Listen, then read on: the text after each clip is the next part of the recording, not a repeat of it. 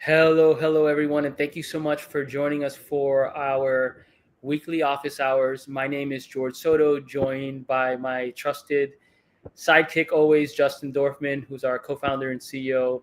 And then today, I'm a little emotional because my buddy James Crane, who is a senior account executive at Lean Data, but a sales tech OG and one of the best closers and particularly enterprise salespeople on planet Earth. I was gonna say Mars too, James, but I haven't been to Mars that I'm aware of. You never know these days, like with these UFOs and all this stuff. You never know. You might be abducted. You don't know, and like all this weird stuff. Actually, I'll tell you a funny story in offline. One day I was like thought I got abducted when I was living in Oakland because I had all this weird stuff go on while I was like half asleep. But anyways, I might get some from the CIA or something in a little bit. But today we're going to talk about SaaS or B2B sales, particularly around how to run a better discovery and conduct follow-ups in enterprise sales. Now, for everyone out there, like I said, James is one of the experts here, and we're going to really dive in. But James, real quick, why don't you maybe take a quick second just to tell folks a little bit about your background and how'd you get into really being, authentically, right? I'm not, BSing here, everyone. Like James is the real deal. And I also love that you're like an old school guy too, right? Who's like sold in other industries. You've been part of, the SaaS sales tech revolution, and you're on the other side of whatever the others, whatever that bridge was on this side, and you're still now mentoring and inspiring other reps out there.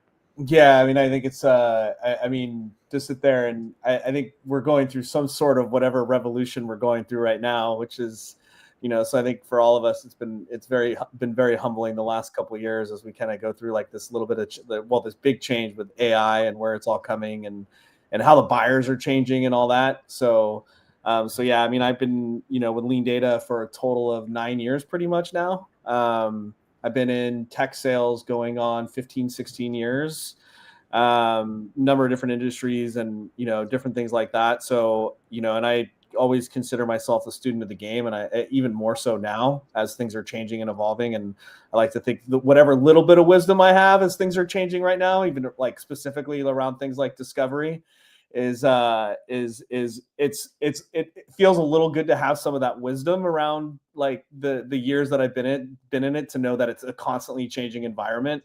So no, it's good to be here. It's good to see you, Justin. It's good to see you again as well. So yeah, glad to be here. So awesome. What I really want to dive into is kind of what you touched on, which is like, how are things changing and how are they not, right? In sales, my belief is there's definitely a lot of stuff that can be now automated and AI will play a big role in that. But there's a certain side of it as well that can't, right? The human side. And I want to break it down specifically in the topics that we're covering today, discovery and follow up, and starting with discovery, right? You are dealing with large accounts. So my assumption is these aren't discovery calls that you go into and wing it.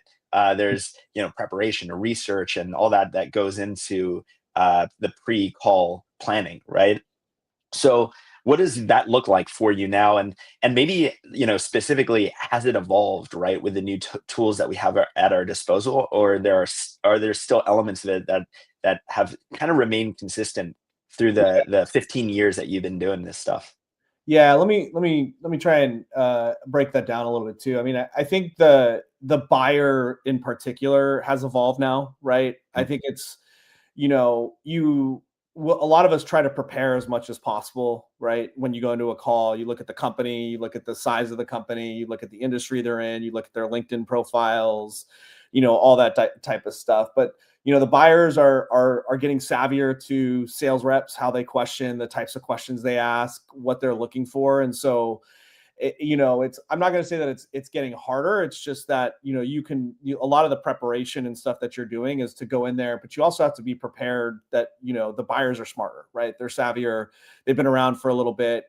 They're getting questions internally around, the types of technologies that they're buying, the type of technologies that they're looking at. So they have to be a little bit more savvier in terms of like, what they're looking for and the types of questions they're looking for. So I think from a discovery perspective right now, it's as we're adapting and as we're evolving, there's some components about like each call that I go into that I'm thinking about from that perspective, right?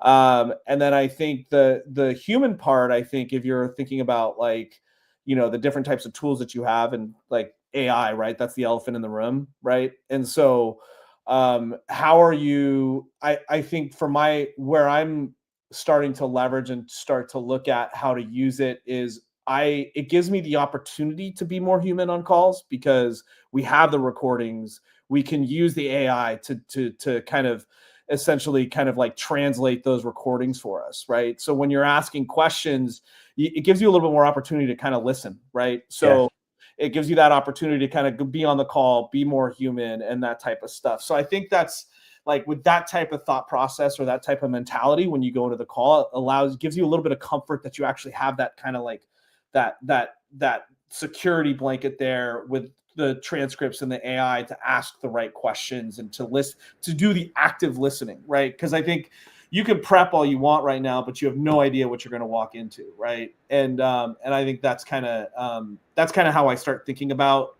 the new tools that I'm being leveraged, and then the line of questioning that I might go into a call with too as well. So I love that. That kind of point that you made around like it allows you to be more human, and I think one of the things that comes to mind pretty consistently to me is like I don't know, I guess you call it ADD or whatever it is. I don't like these labels, but you stick TVs and iPhones in front of people for 30 years. What do you think they're going to be like, right? But anyways, for me, like Justin's really good at this, dude. He could have a conversation with you and be writing every note at the same time and remembers everything. It's unbelievable. For me, it's not, right? Like I have to really be, paying attention. That sort of stuff. Yes, I'll get some stuff, but I'm always worried that I miss something, right? Yeah. Or I want to hear it again or whatnot. And, not only does like the first layer of technology now, it's been years now that it's allowed us with the Zooms and the web access and whatever to be able to refer back. But even that, right? Like that was cool back then. But who the hell is going to be able to, you do 8 meetings a day. You can't, you're not going to be able to watch 8 meetings all over again, right? At the end of the day. So AI now really allows us, to your point, and I think that's super awesome to be able to go back, and that's how I've been kind of using it, go back and revisit those notes and those sort of things, right? And they provide the transcripts and all that. Let me ask you something from a preparation perspective. Are there any sort of tools that you're finding, to your point, like you never know what you're gonna, find, right, in reality, but are there any sort of tools or ways that you're using AI? And before you answer, I just want to say, like, I'd love to hear that meshed with your wisdom, right? Because like again, tools by themselves doesn't matter if you're clueless, right? Yep. And so how do you mesh the your wisdom and your tenure and the best practices you've done now with the AI stuff? Yeah, I think I think shoot there was a methodology initially when I was like, you'd get like a lead in the early days, George, when going back to like, early days of sales, where it was like, there's this idea around a 3x3 approach, right? 3 pieces of information, right, that you could find on the internet in 3 minutes, right?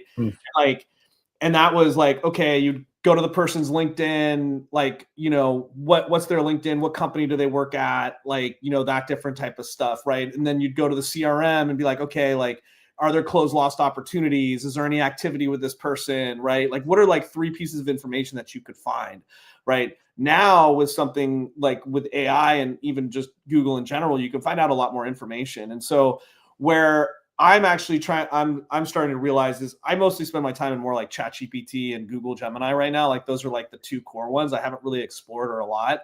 but you do see the differentiators between both. And Google Gemini is really, really good to be able to kind of find a lot of information really fast, because it's like Google, right? It's search, right? It's like it's got that access to all that information and that different type of stuff, right?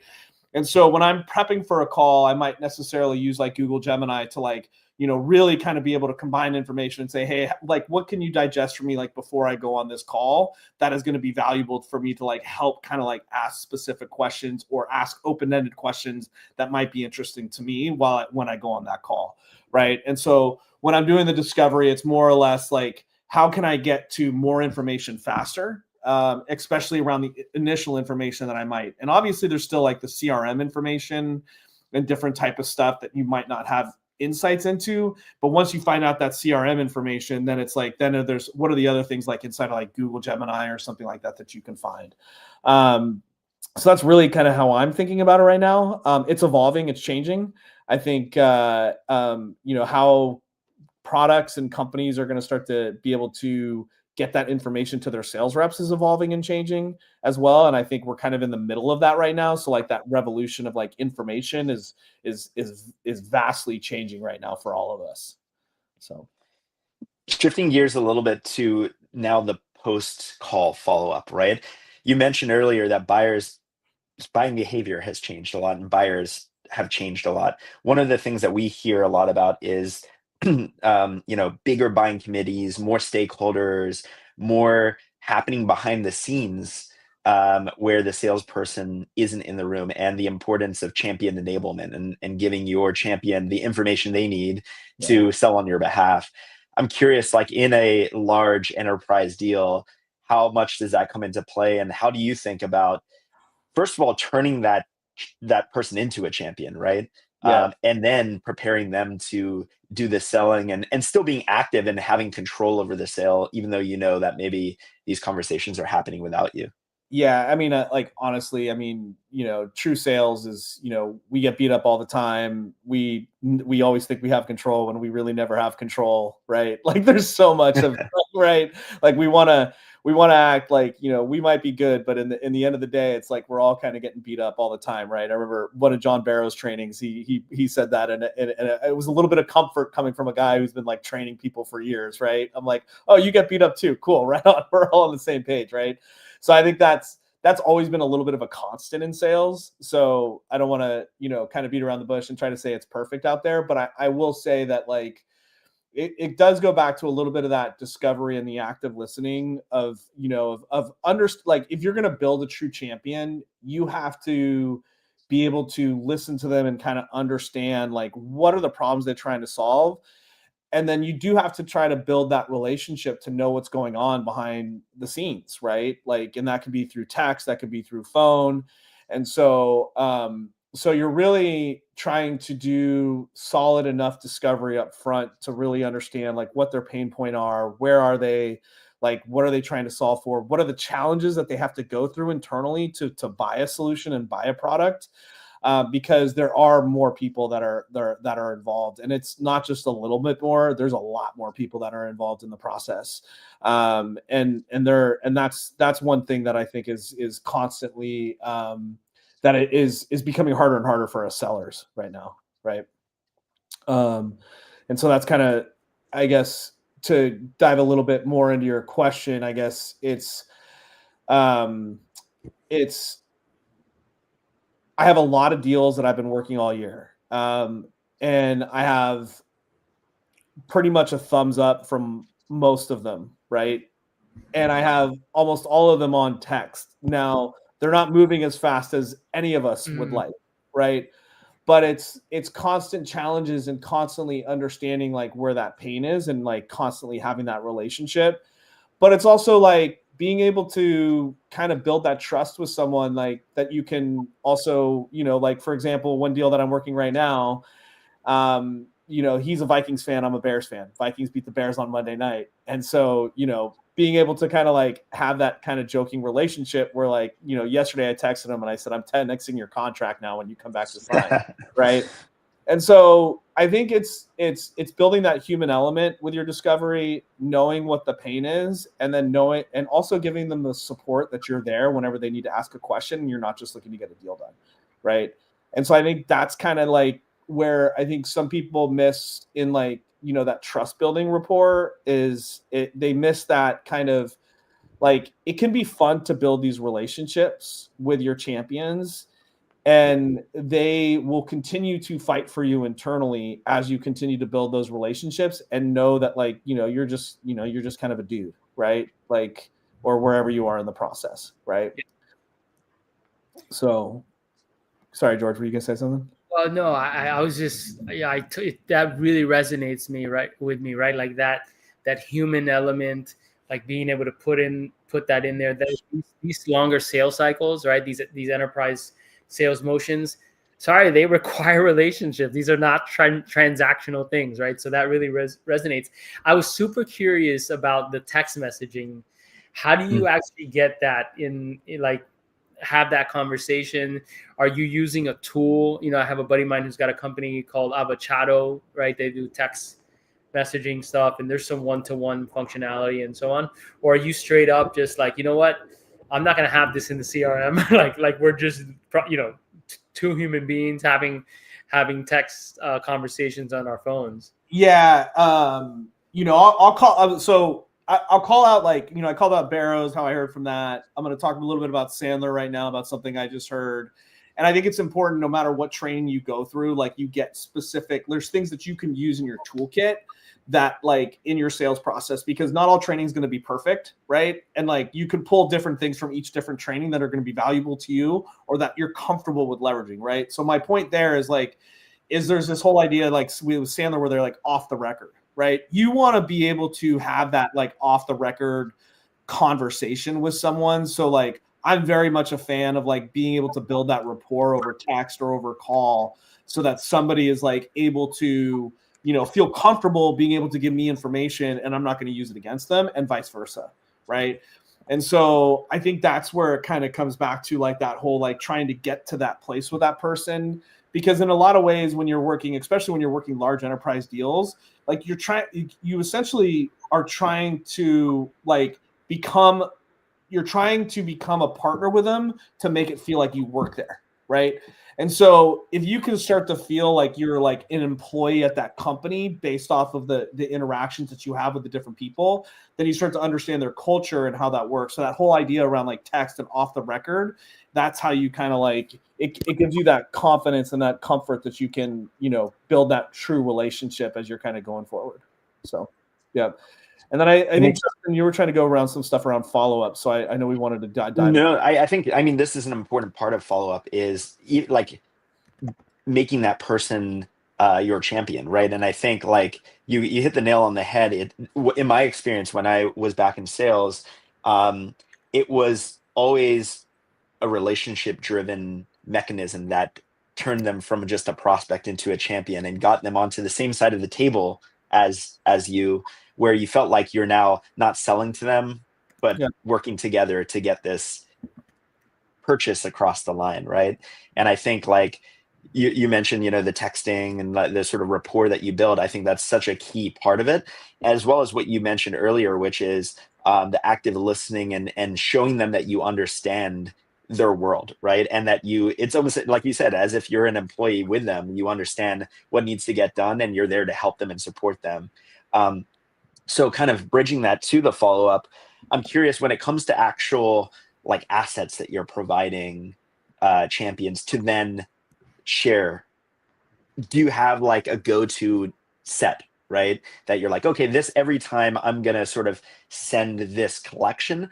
And then are there other ones, obviously, that are going to be like deal for deal, like different, right? The security reviews and all that stuff. But do you have like a go-to set of assets that are always like maybe the starting point, or is it always different?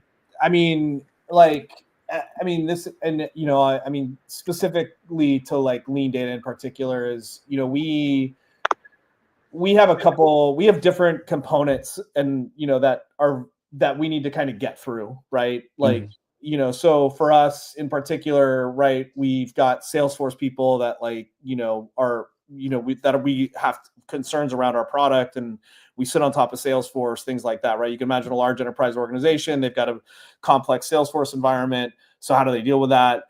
Then there's like go-to-market impact. There's different use cases. There's all sorts of different ways. So essentially the answer to your question is like, no, there's not really a set. Going back to a little bit of the AI, like the chat GPT piece that's where I'm finding, like, from a follow-up, the more I use chat GPT, I find that it more actually spits back information. Like, I'm like, oh, that sounds like me, right?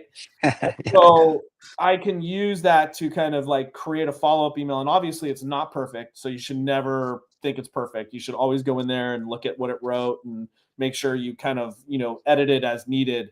But from a content perspective, it's really important as a seller to be able to, as you're asking those questions and as you're listening, is understanding what pieces of content that you built that you can provide back to them, right? And sometimes that might be, your own first party content. Sometimes that's third party validation. It's, sometimes G2 reviews, whatever it is, right? So, there are maybe some core things that, like, if somebody's like, hey, like, customers, if I send somebody to G2 and the Salesforce App Exchange reviews, like, our reviews are, pretty much 5 out of 5 across the board, right? So I've got like assets like that I can leverage, but it really kind of depends on the conversation, and it kind of depends on where we are in the sales process too, as well. And I think that's kind of the key thing about discovery as well, is discovery never stops, right? Like, you have to, like, until you have a signed contract, the discovery process never stops, right? You're constantly like, hey, are you running into any challenges? Is a different priority? Is something about your business changed, right? And I think like COVID was a big wake up call for that, right? Like, it was, and since COVID, nothing has changed. Nothing has stopped changing for us in sales, right? And that's, and like AI came out like shortly after COVID, and now we've got a new president with tariffs, and that's changing for certain businesses, and businesses are going like, what's going on here? And now, now you're starting to see some bumps in the B2C landscape around, like, what's the economy going on there? So there's a little bit of like constant changing. And so the assets that you're going to provide, or the follow-up, and the discovery that you're going to continue doing, is like constantly making sure that you're thinking about those things, asking those internal questions, and then also understanding those external factors to constantly do that discovery and then provide the right assets along the way. So, yeah. Awesome. Do you have any favorite discovery questions? Or I used to call them closing questions, because I used to think about it like I am constantly closing you on a couple things. Number one, on next steps, but also trust, right? Like, you may, trust me today, maybe not tomorrow, because of whatever is going on macro wise, whatever, right? So so I always think about those closing questions, or slash discovery questions. Do you have any like favorite one or two? No, I like, honestly, it's such my biggest one is like, can we dig into that a little bit more, right? Like, because I want to be able to ask an open-ended question and be able to, get on the call and be like, okay, like, why are we here, right? Why were you willing to take a call with me today? And if it's like, hey, I just wanted to see the product, I just wanted to do a demo, then it's asking some questions around pain, like, do you have some pain around this today? Like, some of those types of things. But really the one is when they start talking about something, is like, hey, can you tell me a little bit more about that? Can you dig into that a little bit? And then a lot of times when you kind of ask that question, you see people almost lighten up a little bit. They kind of like, they start to go like, oh yeah, you're interested, right? It's like, you want to know like what's going on with my business. You want to know like what's going on there. And I think that's like asking that like open-ended question to be able to get them to kind of start talking a little bit, really allows. And then from there, it's like showing that you have the knowledge, especially at the enterprise, showing that you have the knowledge of the enterprise, or like how an enterprise organization might work, is asking some specific questions around like, oh, like, you just said that, does that mean this, right? And that shows that you have like some sort of consultative nature, and you also understand like how enterprise works, especially in my world, enterprise go-to-market systems, right? Is like what's going on and that type of stuff. So, yeah. You mentioned G2 reviews and like social proof, essentially, right, as like an asset. How much does actual like referrals, or not referrals, but like references play a role in your level of selling, right? Like I could see definitely, sending somebody to a G2 and like they're looking at the reviews and maybe that would be enough for some people, but like for some of these large enterprises, how much does actually bringing in a existing customer, similar industry or similar situation to speak to the prospect play Yeah. into your strategy? Yeah, it's and weirdly and oddly enough, it's a little bit of a loaded question right now because like I do think that it's a great question because it's like it's changing right now a little bit too, Yeah. right? Because everybody got $10 for putting a review on G2 over the last 10 years, right? And so so everybody's kind of used to seeing that. It is a little bit of social proof. I mean, it gives you the confidence that hey, you're not getting 1 stars across the board and things like that. People aren't pissed off at you, right? So it does play a role. I think it more or less gives people like an initial sniff test to like say, okay, like we can continue the conversation. Now, actual referrals themselves,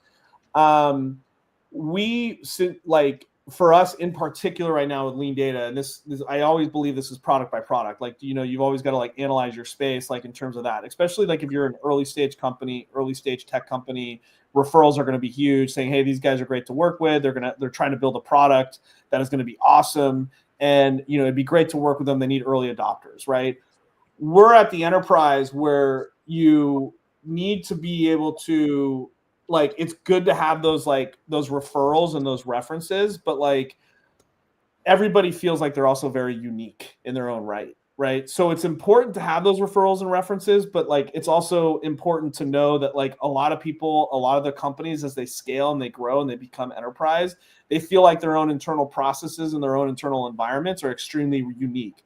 And so that's a little bit like of a delicate, kind of a delicate process to work through. I'm working through one right now where it's, they're all great. It's a super fast growing company. There's a lot of people that have been around for a while and they they kind of think they figured it all out. And it's like, well, you guys want to start moving faster as a business. You want to get the pipeline and revenue faster, right?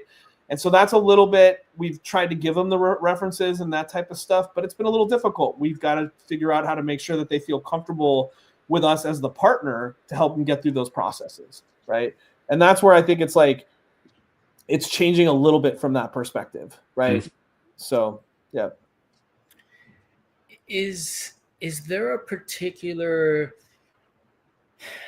like format that you follow in terms of your follow-ups that you just know like nails it, right? Like maybe it's shorter email at this stage, or like like we kind of have instinctually done stuff. I think the best salespeople instinctually and based on experience have known know what a good follow-up is, right? Like someone like yourself, but also no, I'm sorry, I didn't mean to interrupt, but yeah, it's important you want to keep it as short and simple as possible, but you also want to be able to recap what you talked about, right? You want to, when you're doing a follow-up, you want to be able to recap what the discussion was, do it short, sweet, and simple, and then be able to highlight those next steps and what those next steps look like, right? Because ideally, any type of questioning that you're doing is you're trying to create those next steps.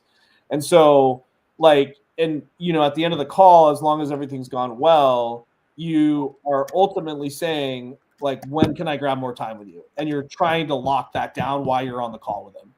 And like, you don't want to sit there and say, oh, well, I kept following up. Well, it's like, well, like, I've got a call tomorrow with another deal where it was like, hey, like, let's just grab 10 to 15 minutes just to talk about like, hey, after you guys had a chance to sync internally, let's get this on the calendar. Right.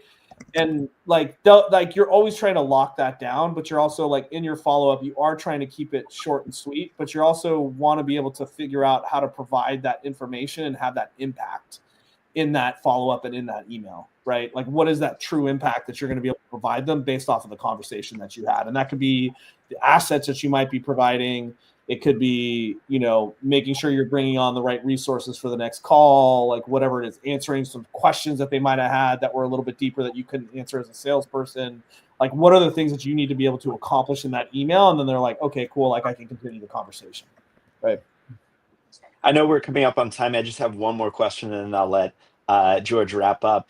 The advice that you just gave is, I remember actually the same advice being given to me when I was a young sales rep, and it was really, really impactful, right? The making sure that you secure that next meeting while you're on the call, right? Because you know what it's like trying to chase that afterwards, and then you feel like you're doing the follow-up meeting emails over and over again. Hey, just checking in and so on. So I think that's a really, really great one for anybody that's listening. That's a young sales rep looking to kind of make this their way up their career to take from this.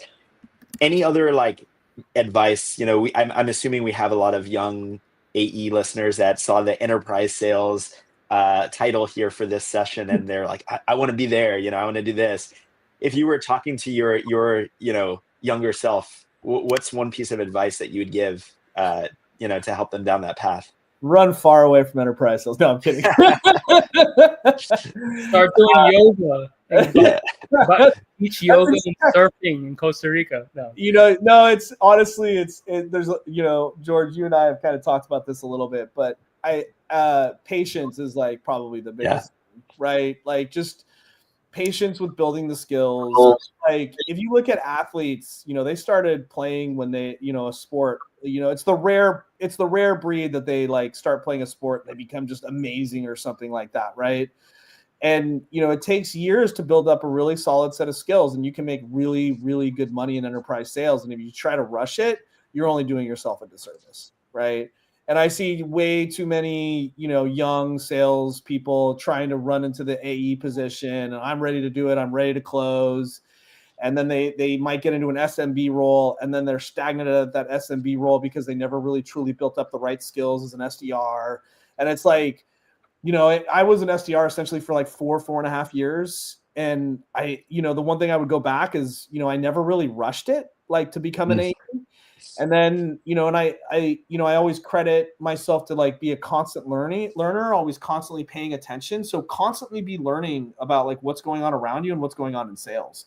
So it's like patience and just like never think that you've ever learned it all, and never think that the sales process is linear, because the sales process is not linear, right? It is a roller coaster ride more than all hell. It's like, it's crazy. So like, those are the things that, I like to give myself a little bit of credit to. I wish I would have had a little bit more comfort through those years, because I should have been doing more yoga and meditation back then through those years, because I probably was drinking too much and stuff like that, because I was stressed out going like, am I doing the right thing? And then things started, deal started falling. I was like, wow, this is great. And so that's probably the advice I would give. So I think that's such good advice. It made me think of, I was fortunate enough to work very closely with a very seasoned enterprise sales guy.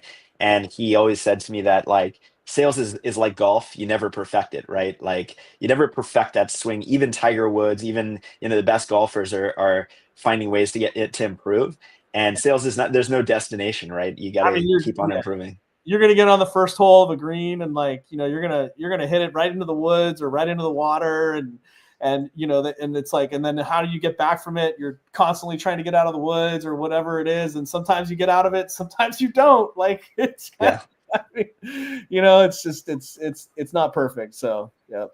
But such is life, right? Well, thank you so much, James, for taking the time to share your wisdom here.